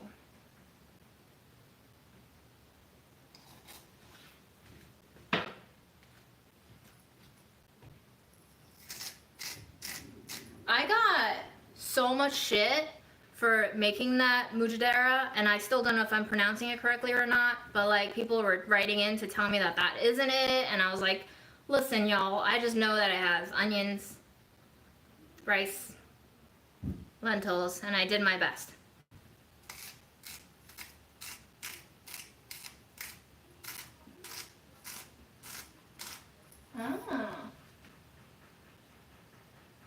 Oh, wow. I'm now scared to pronounce it even. Mujat Tara. Gonna need to listen to some actual pronunciations before I get it. Thank you for your encouragement. I'm pretty sure I butchered it. Yeah, there you go. That was close. Very. Thank you. You're such a kind teacher. I appreciate it. But let's be honest, I didn't get it. We don't need to snowflake everyone. We've had enough coddling. Tell them when they're pronouncing your name wrong, and tell them to stop mispronouncing it, and tell them how to correctly pronounce it, or tell them to get out of your face.